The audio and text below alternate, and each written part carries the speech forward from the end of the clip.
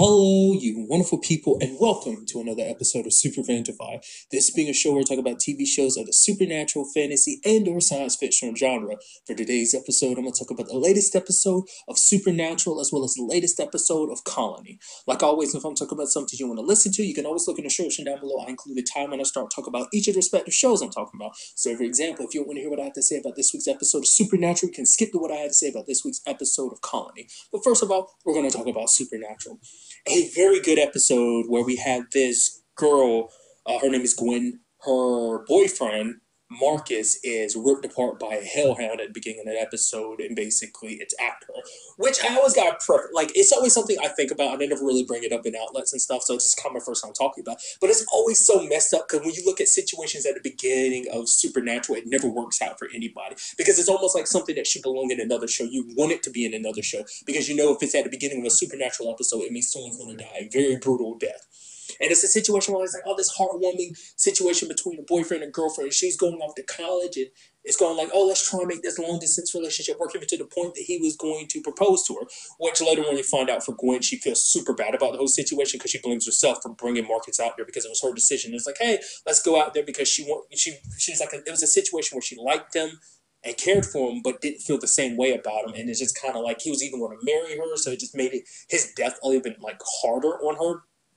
It was just because it was more so that it was guilt because she didn't tell him up front how she felt. Because if she had told him from the beginning, they wouldn't have been out there in the first place. He wouldn't have been tempted to be like, oh yeah, let's, originally it was her idea anyway. But still, like I said, it's just always something interesting to me. It's like, if you always want those moments to exist because it is kind of a situation, almost like a slice of life situation where you get the tail end of someone's life. You don't really get to know much about their lives until like it's cut short like that. So it's always depressing. It's a situation where you'd always want to see someone else's life in the supernatural universe prior to like their horrible demise. Is kind of what I'm going with. But nevertheless, dealing with hellhounds, and not just any hellhound, the way Crowley puts it, it's the hellhound. Her name is Ramsey.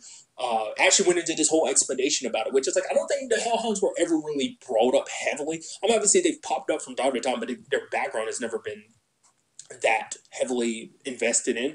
So, like, for example, Ramsey is like one of the first hellhounds. It was something that God created, but turned out like, oh, these things are vicious as hell. So he was going to put them down, but it was Lucifer who kind of saved them. In this particular case, Ramsey. I don't know whether you were saying like Ramsey is the mother of all hellhounds, or at the very least, she's the mother of the current hellhounds, at least because she was pregnant at the time, way back then. So I'm guessing it's a situation like all the other hellhounds were her brothers and sisters, where they're all dead, so she's like the last one of the original batch.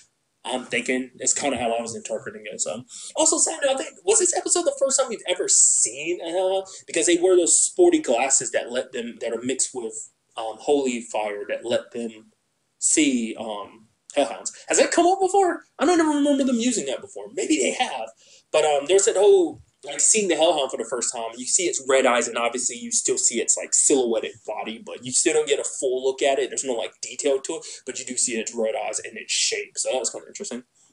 Also, side note, I love that little homage at the beginning, kind of that little nod. So, really quickly, if you're not watching The Walking Dead, which that whole thing at the beginning was an homage to The Walking Dead, because one of the characters on The Walking Dead, his name is Negan, played by Jeffrey Dean Morgan, who, as you know, played Papa Winchester in the show.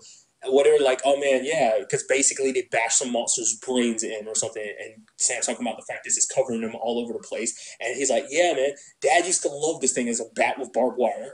That's Negan's special weapon on The Walking Dead. Obviously, he calls it Lucille as a bat, literally with barbed wire around it. So I like that little nod to it. So I appreciate that. It just is a little slight thing. I feel like I might as well throw that in there just in case anyone, in case someone who watches Supernatural may not be watching The Walking Dead as well. That's what that was. And the moment he did, I was like, shut up. Because I'll throw in another side note. It was something I didn't realize until like I had watched like a season, was it season 11?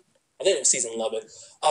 They made a slight nod to the TV show Lucifer too, because there was that joke where Sam is in the cell and then so is Lucifer. And he's like, so okay, if you were to go on Earth, what would you? He's like, I don't know, go to LA, solve some crimes. The moment I heard that joke, I was like, wait, what? Did you just make a joke about the show Lucifer? It's like, shut up. So this is just a nice little kind of also thing like that. So I don't know how that whole breaks down, like, whether it's people whether they know people connected to said shows or something, the reason why they make those jokes or at least those nods in that particular direction. Nevertheless, I really appreciate this one. I thought that was so interesting. I just like, I see where you're going, Supernatural. I heavily appreciated that. So, but the entire episode is dealing with the Hellhound situation, where you could have Crowley helping out. Crowley's mainly helping out because he's like, okay, this will help boost my reputation. It's like, if I come back to hell with its head mounted on a wall, it's like, kind of submit just how badass I am, because he's kind of been letting hell kind of slip through the cracks just because he's been off dealing with the whole Lucifer situation. Once you had those two other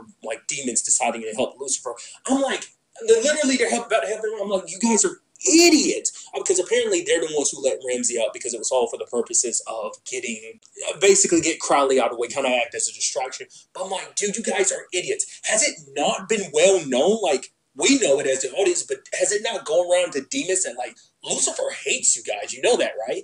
He wants to have nothing to do with you, and you're also, oh, I want him to lead hell. It's like, when he was in Cass's body, he was ruling hell. Did he actually do a good job? Because, like I said, he hates demons. He doesn't give a crap about you guys. He just wants to live his own life and everything. Hence, like, you know, him possessing that rock star and just wanted to kind of, you know, people be obsessed with him, treat him like a god, you know, because he's got his own, you know, his father complex and everything. So, which is, once again, understandable, but that's just its own thing. But it's like, why do demons still want to...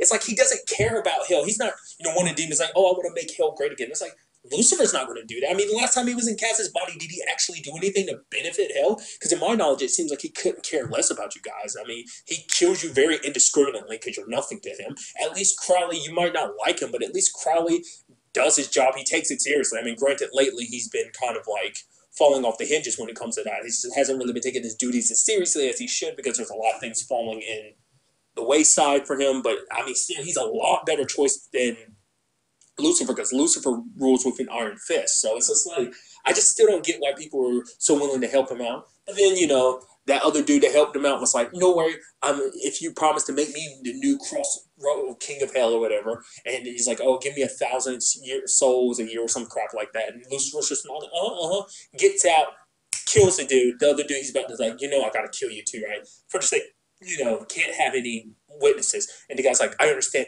My body is for thee, fallen one. He's like, okay, now you made this weird. Now I don't even, almost like, okay, I'm not going to kill you now. And then the guy opened his eyes like, oh, are you not going to? Snaps his finger and kills him anyway. Kind of twirling around it, but just like, love Crowley. Also, side note, he did bring up the whole Gavin situation, which he's still a little pissed about, but this, I guess, it presented an opportunity. I love the fact is that it kind of gets brought up, but the Winchester, like, because him and Dean have the conversation of like, oh man, we really changed each other. It's like, yeah, the fact is, he's like, the fact is you've softened up, Crowley, because it's like, your fact is you're out here willing to help us. Even though you're still mad about the whole, your son situation, you're still out here helping us because there's a part of you that actually cares. And then Crowley was also like, oh, the fact of the matter is, maybe he kind of rubbed off on Dean. It does seem like there is a situation there. And the way Dean talks about it later on is almost like, yeah, I'm just using Crowley. Like, oh, you know, when it comes to the whole conversation about the Men of Letters, which I'll get to in a second. But it's like, for him, it's all about like, oh yeah, I'm just using Crowley. It's like, yeah, I'm not really that big of a fan of him, but I still work with him. It's like, no, I think on some level, no matter how much you wanted to fight it back in season 10, you were still buddy with Crowley. Like, Crowley's done a lot of bad stuff that you hate him for. You know, you've wanted to kill him multiple times, but the same point is, like, they have that love-hate relationship. It's like, no matter what goes on, they kind of go back to each other. Mainly, the Winchesters kind of treat it as a working relationship, which I guess Crowley kind of does too, but there is that part of him that is caring. I don't remember if Crowley's still suffering from that whole human blood situation where they were just trying to make him human again. I don't know if he's necessarily still suffering from the ramifications of that. I don't think he is. I think that's completely wiped from his system. At least he likes to pretend it is. I think there's a part of him that is a lot more human than he'd like to admit. So, but getting back to it, I love his situation with Lucifer. He comes back and sees that Lucifer's free, and it's like, oh, Crowley doesn't seem that concerned. And then Lucifer's like, oh yeah. And he just starts smacking him around. And he lifts up his wings, starts channeling his powers, and then like Crowley just snaps and it starts fading away. Lucifer's like, wait, what? You do some stuff. Apparently, he's like, oh, you got it wrong, Lucifer. You said I was 2 steps ahead. I told you I'm 10 steps ahead. Like, what he does, he didn't put Lucifer back in that body for nothing. He put all these different wards and spells and stuff on that particular body so that now he has complete and utter control over Lucifer's body that he can basically make Lucifer bend to his will at any moment in time and hurt him at any moment because it's like he's like, you thought that chain I had you locked up, that collar and everything, that was your prison? It's like, no. This body is your prison. And I've only just begun. I'm going to kill your baby, and then I'll come back here. And even then, I won't have begun. I'm just getting started and basically making you my bitch. I'm like, I like this Crowley. It's like, yo, fearless Crowley. I still think at some point this is going to turn around and completely screw him over. At some point, especially if Dagon gets her way, Lucifer's going to be free and kind of be top dog. And granted, it's going to be a whole situation of trying to get him out of that body. I'm sure before the end of the season, or maybe at the very end of the season, that's going to happen. It just has to. Because there's no way Crowley's going to stay on top for long. No way Lucifer's going to let him. But that was just such a good moment. And like, damn, Crowley, wow, look at you being like a boss and everything. It's like, that's one thing you got to admit about Crowley. Being king of hell fits him, even Ramael said it. It's like he's very sneaky and conniving. It's like the perfect job for him. And it just shows you just how even Crowley didn't end up king of hell by accident. He went through a lot of stuff to make sure he got to where he is, and he has kept that crown. Yes, Lucifer beat him down and took it from him at one point, but hey, he still managed to get it back, didn't he? So kind of shows you not to underestimate Crowley.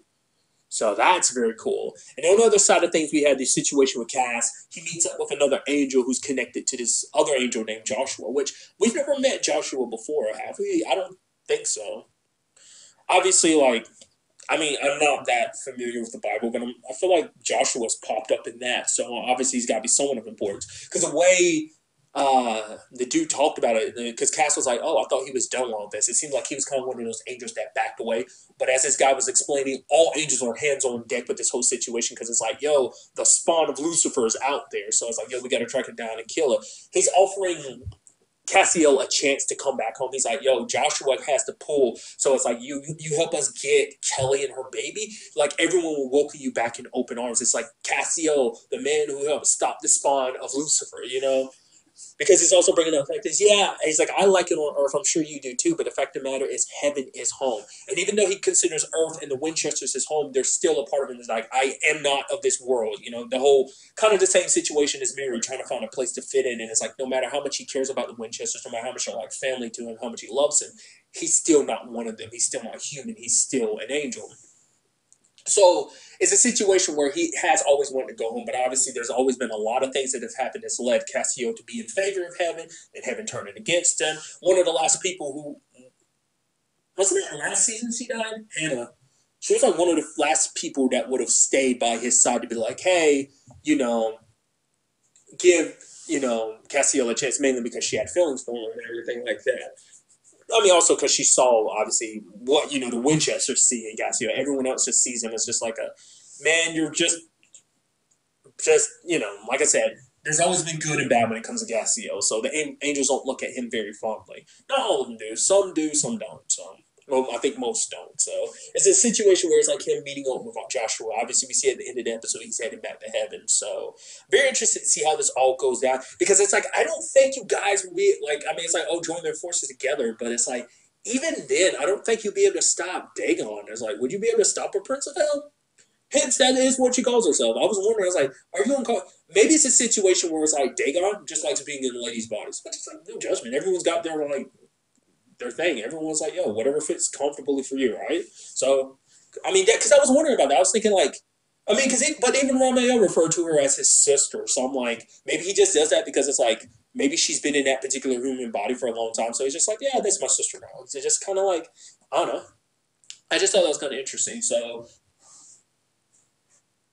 because everyone, I mean, because of, much like myself, even like Dean was like, yo, Prince of Hell. So what's he look like? He's like, actually, she. So it's like, the title Prince is very misleading. So like I said, I think it's just a situation of like, yeah, whatever Dagon's situation was before, Dagon decided to be in a lady's body and was like, hey, this is comfortable. Like I said, it comes down to like how long she's had the body because, demons can stay in bodies for a very long time, just like angels can. So I was like, no telling how long she's had that body. So, I mean, really, that's getting all like into that whole conversation of like, being comfortable in your own body type of situation. I guess is how you can also look at, obviously, the parallels between the conversations. But it's like, you do you, who cares? Like I don't think it's something to ever get tripped up on. It's just like you're happy as who you are. Who gives a shit? I know that's me getting all like changing it into something that I'm sure that's not really what it was meant to be. Maybe it was. Maybe that's a slight statement on the show's part to be like, hey, accept, be who you want to be. Never let someone tell you you can't be who you want to be. It's like no matter if you feel, be in the body that you feel most comfortable in, and don't let anyone stop you. So I mean, I kind of share that same mentality. So I'm like I said, I don't know. This is me adding my own context to it. Maybe I'm just adding more context to it. Just adding that in just for conversational pieces. That's all. Take it as you will, I guess. So, and then the other side note of the episode is Sam coming clean about the whole working with the Men of Letters, because it's like, hey, this whole situation with Gwen, which I left it out, but I love the fact is that Gwen hugged Crowley. She's like, oh man, he seems pretty nice. And just how uncomfortable Crowley looked when she was hugging him. I love the fact is that, because Sam originally wanted to tell her a lie, which they outright did, but then it was like, obviously things kind of came out to be like, okay, no, we can't lie anymore. Mainly because it attacked her again.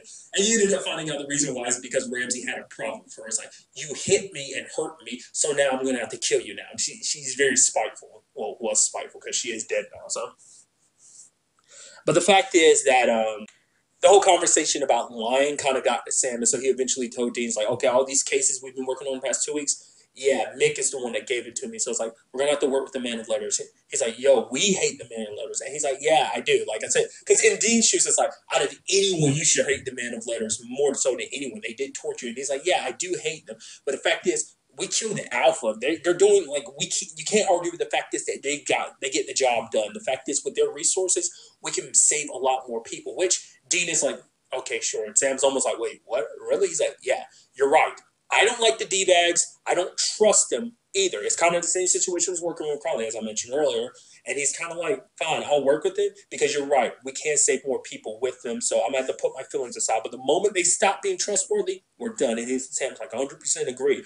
Which, once again, I think that's all going to come down to when they find out about Mr. Ketch and all the shady crap he's done and covering their tracks, all the people he's hurt and killed. So I'm sure that's going to affect their decision going forward. But it's definitely going to be interesting seeing them, all of the Winchesters, working together with the Men of Letters and see whether that will really work out.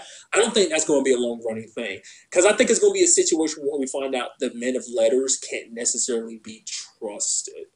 I don't know, I don't trust them either, because I'm sure they've got their own agenda. It's like, obviously they're saying they're doing this for the sake of the world, which maybe somewhere deep down they are, but it's still, it just doesn't quite feel right. And I guess I kind of share that. Obviously Dean kind of shares that mentality too, but it's just like, just something seems off, and I just don't know how to place it. So it's definitely going to be interesting going forward to see how this all plays out. So I'm very interested to find out who this Joshua is, find out how this whole hell situation is going to play out, especially with Dagon. I feel like she's a prince of hell. I don't think you're going to be able to take her down that easy, no matter how. Granted, it's probably not going to be the same as an Amaru situation. As long as you've got a lot of people, a lot of angels on your side, then maybe. But still, Dagon shouldn't be trifled with, because she's just as powerful as Lucifer. As we saw, he snapped his finger and killed a demon.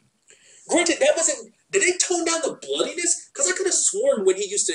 Maybe it's because they're demons. Maybe because there are also demons entering hell. Because I'm about to say, didn't he used to snap his finger and people exploded into mush? I was like, why did that happen? I swear he even did that to demons and that still happened. But once again, maybe it's the situation of they're here down in hell, so they don't necessarily have physical bodies. Maybe on Earth, their bodies are more physical. I don't know. That's just my thought process about it. So, but nevertheless, very interested to see how this all plays out next episode. And now moving on to this week's episode of Colony. This was such a good episode, dude. I literally kept going, every time in this episode because of all the constant twists and turns.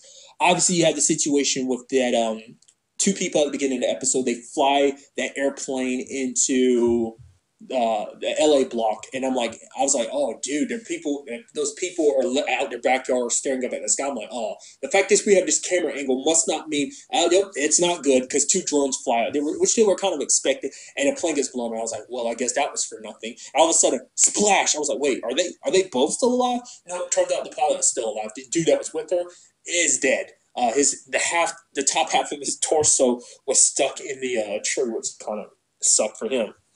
which is kind of like the all hands on deck. It's like, yo, things aren't, obviously the LA block continues to be a problem, which you have Helena talking to the guy that's currently running Homeland, the boss at Homeland, as well as, I didn't even realize that's who it was. The guy, I don't know the actor's name, and I don't even know his character's name, but he's also on Lethal Weapon because he plays the city councilman on Lethal Weapon as well. But I didn't realize because he was a proxy, but I didn't click in my head that he was the LA proxy. He's Nolan's boss. I was like, in the moment that I was like, oh, dude, I'm so stupid not realizing that's who you. I thought he was just like a proxy from a different place, and just the way he kept talking about, I was like, why does she care about your block? Your block. I was like, oh, right, you're Nolan's boss, right. You're the new proxy. I keep forgetting that. I thought it was a situation where we never would be able to get to see his face. I think was it last episode he popped out? I think that was the last. I think that was like the first time he'd ever seen him before, right? That was the first time ever getting an eye on him. But nevertheless, things are definitely heating up when it comes to that particular situation, because we do have Helena being like, yo, like, he doesn't have things as under control as he likes to think he does, and she's kind of suggesting things, but he's kind of shutting her down. He's like, no, I'm going to run the LA block my way, and my way is for it. She's like, oh, that's fine. And then she's like, give me Alan Snyder. I'm like, okay, you're about to reappoint Snyder, because it's like, even though like people might blame Snyder for everything that happened, he was still the best at that job. And it's like, especially because she doesn't trust him, because obviously we know the whole situation with him and Nolan, because Nolan got a peek at the cargo and Alan told Helena about that. So obviously she's very suspicious of Nolan and him, because it seems like they kind of got their own agenda anyway. So it seems like we're going to a situation where we're going to have Snyder kind of more in control. But what really got me in this episode was when we got the situation where Burke was diving deeper and deeper. He started being like, piecing it all together. And when I say everything, he starts bringing up the fact that he's suspicious of Burke because of that recording, like I said it was. I knew that was going to come back to bite them in the ass. The whole conversation between Katie and Maddie about the missing information. Obviously, Katie played it cool because she knew they were being recorded. But I knew that even then, I knew that conversation would come back to bite them in the ass. And it's because Burke was listening through the conversation, because he naturally wanted to find any dirt on the Burks. I mean, on the Bowmans as much as possible, because he hates Will, because he doesn't trust Will. But it's a situation where it's like, especially because they had a whole conversation, it's like, oh yeah, so tell me about your wife Katie and stuff like that. And he was like, really? We're gonna have a conversation about family? How about your family? He's like, oh, but the fact of the matter is, I know that this job doesn't call for having that type of friendships and family and stuff like that. And you have Will be like, nice conversation. Just like, oh, I just love it. And then it's just like, he listened through the recording, and it's like, oh, that conversation sparked the investigation. Obviously, he finds out about all those deleted files, finding out, oh, Jennifer was behind that. It's like, okay, can you try and get those back? Talks to Emmett, and the boy that they captured last episode, kind of obviously torturing, trying to get information. Won't sell Will out, but he kind of mentions Katie's identity, and he's like, hey, brings it to his boss. Look, Katie was the woman from last season with the whole, like, host situation. Yep, we got it. Burke is done. And even capture his children, and even started following him. And they finally arrested him. I was just like, dude, it was only a matter of time before that douchebag Burke kind of got close and got him like this. So I was just like, dude. I was like, all right, Will, trying to keep your composure, which Will did. He's like, oh, yeah, this is your wife. And he's like, yeah, that's not my wife. And he's like, oh, yeah, we got your kids. And in that moment, Will was like, okay, fine, I'll work with you. Which he had Burke being like, no. He's the key to all of this, which is the truth. Will is and has always been the key to this whole situation. Because he kind of acts as a centerfold for this whole situation, because his ties to Katie, which are tied to Broussard. So it's like, Burke is like, no, screw whatever deals he's trying to make. Let's just break him and get the information. We could get Broussard that way. But it's like, Will admits it, like, Broussard's not going to trust him. He trusts Katie, sure, but he's not going to trust me. So it's like, I'll give you the next best thing, the pilot. Which Burke's boss is like, all for. He's like, yes, do that. He's like, are you crazy? He's like, no, this block need to win, because they've had loss after loss, and it's like, now we need some good news, and like taking down this pilot will be that case. So they're using his family as ransom, which Burke ends up getting in touch. Will ends up getting in touch with her, and they talk and set up a meeting place. But the deal falls through because Katie and Broussard went on Renegade and like saved the kids, which the kids saw their mom like bust. Like Katie, like it shows you just how. Broussard did train her. It shows you how good Katie is. I love that move of just like Broussard opens the door, but Katie's laying prone on the ground and shoots the dude from below. I was like, that was some sick move. And just running up, just shooting the guys outside. That was just, it was done. And then all of a sudden, like, she went over to him, pow, pow, shot him, had to shoot him in the head just to make sure. And you see her look up, her kids are staring at her. I was like, whoa, Mom. She wants to try and explain it to them. It's like, everything I did, you realize it was to protect you and everything, which all of them were kind of not even, like, understanding what she did was for their sake, so. But what I love even more is that the deal kind of falls apart because it's like Bert tries to break it because he's like, yeah, we can't keep Will on a leash because he was still saying like, hey, we don't know the condition of his family. We don't know if we still have leverage over him, that he will continue to work with us if we do. But it's like his boss is like so in need of a win that he's like, screw it, let's go. So when they do, and he looks at Burke and he's like, wait, something's not right. You don't have my family anymore. He's like, yeah, this is covers. You have Will breaks the soda bottle and stabs Burke. And now I will admit, you know for Will that had to feel so good. I knew it was going to happen at some point. I just didn't know what circumstances it was. I'm sure Burke's not dead. I'm sure Will had the opportunity. I don't know if Will would want to kill him. I think Will would want to kill him just because he's threatened him and his family for so many times, threatening to send them off and stuff like that, especially what he did to sending Jennifer off to God knows where she is. But I'm pretty sure he's still alive. I mean, he was bleeding a lot, but I doubt Will killed him. But it's a situation where I'm sure Will's going to later on wish he had killed him when he had the chance. But it's like, oh, that was so good. I know it felt so good to stab him.